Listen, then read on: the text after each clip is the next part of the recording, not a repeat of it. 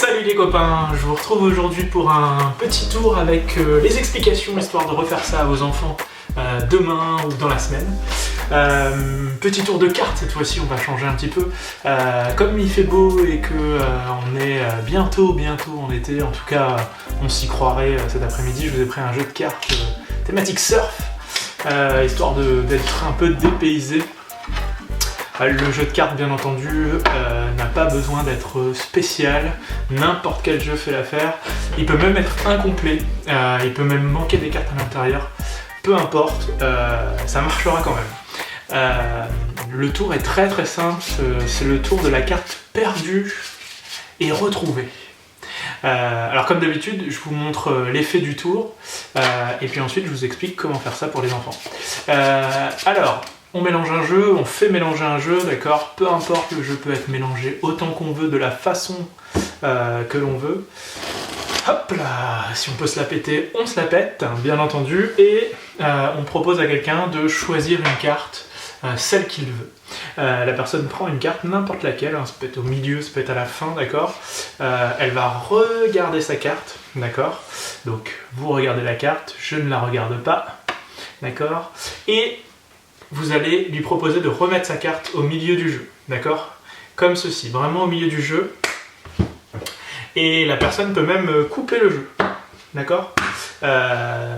Donc elle coupe le jeu, tac, tac. Même vous pouvez recouper le jeu derrière, d'accord? Peu importe, le jeu peut être coupé autant de fois qu'on le veut, comme on le souhaite.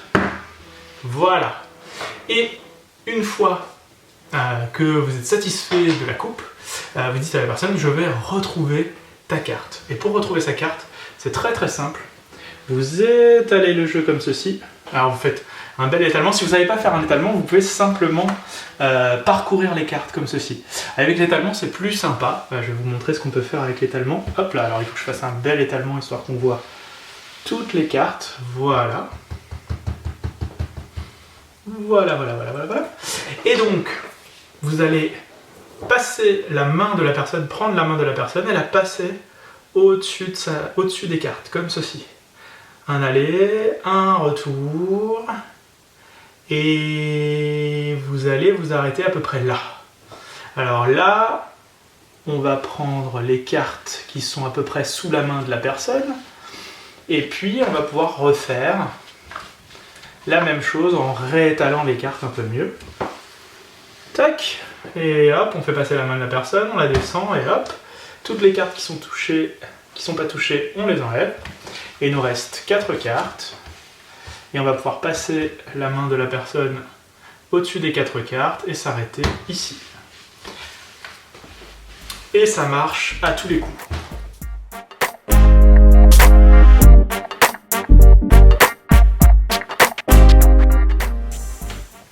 Alors comment ça marche? Ça marche de manière très simple. Certains peut-être connaissent déjà l'astuce. Je vous explique comment ça marche. Le jeu peut être mélangé, bien entendu. Le mélange est absolument inutile, puisqu'en fait la sélection de la carte ensuite va être complètement aléatoire. Donc la personne peut prendre n'importe quelle carte dans le jeu, vraiment n'importe quelle carte dans le jeu. Et c'est au moment où elle remet sa carte dans le jeu que là, vous entrez en action. Puisque ici, on va se souvenir du 8 de carreau, et vous allez couper le jeu à peu près en 2 parties, peu importe égal, pas égal, vous coupez le jeu en 2 parties, vous lui dites de remettre, en faisant le geste, en lui pointant le doigt sa carte là-dessus, et au moment où vous faites ça, vous êtes capable de voir ici la carte qui est là. Donc si je vous montre de dos, si je te dis remets ta carte ici, je vois tout à fait le 8 de pique. Il remet le 8 de carreau, vous refermez le jeu, vous posez le jeu, vous lui dites qu'il peut couper, et il peut couper, il coupe le jeu, il peut le couper autant de fois qu'il veut, peu importe. La carte du spectateur, la carte de la personne choisie, sera toujours juste au-dessus, dans l'étalement face en haut, de votre carte. Donc si là, j'étale le jeu face en haut, et que je recherche mon 8 de pique, ici, vous voyez que juste par-dessus le 8 de pique, j'ai le 8 de carreau. J'espère que c'est visible sur la vidéo. Donc Après, c'est que du pipeau, entre guillemets. Vous prenez sa main, vous la passez au-dessus, vous la faites descendre ici, vous enlevez les cartes. Hop, la seule chose qui change, c'est que, voilà, hop, vous réétalez, toc, toc. Ici, on enlève toutes les cartes qui ne sont pas touchées. Hop, voilà. Et on réétale les cartes. Ici, hop, il en reste plus que 4. Et vous refaites, toc, et vous trouvez 8 de carreau. C'est pas plus compliqué que ça. Si vous ne savez pas faire un étalement, si vous ne pouvez pas faire un étalement sur une table, comment est-ce que vous pouvez faire? On va reprendre notre 8 de carreau, on va dire que c'est le 6 de trèfle, cette fois-ci la carte qu'il faut repérer. Vous posez la carte dessus, et vous dites à la personne de couper, bien entendu, elle peut couper autant qu'elle veut le jeu. Alors faites des coupes simples, parce que c'est la seule manière que les cartes restent ensemble. Et là, vous allez passer les cartes, comme ceci. Vous allez lui dire, quand tu vois ta carte, si vous ne savez pas faire un étalement, tu cries stop. Et donc, non, tu cries stop. Tu cries pas stop en vrai, tu cries stop dans ta tête, puisque si tu cries stop en vrai, c'est facile. Et vous allez faire en sorte de voir votre carte arriver. Et quand vous allez voir votre carte arriver, le 6 de trèfle, vous allez faire « Ah, je t'ai entendu dire stop ». Et a priori, il aura dit stop, puisque lui, il aura vu sa carte passer.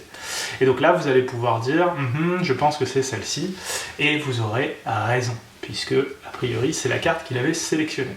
Donc voilà les deux variantes, avec la table ou avec l'étalement, qui vous permet de faire, on va dire, un jeu d'acteurs différent dans un cas ou dans l'autre.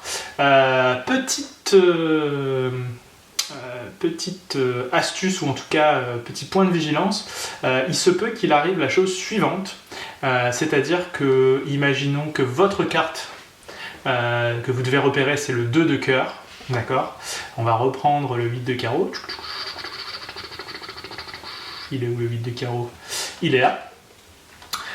Il se peut que vous vous retrouviez dans ce cas-là, c'est-à-dire que le 2 de cœur est à la face, et du coup, par-dessus, vous n'ayez pas la carte du spectateur.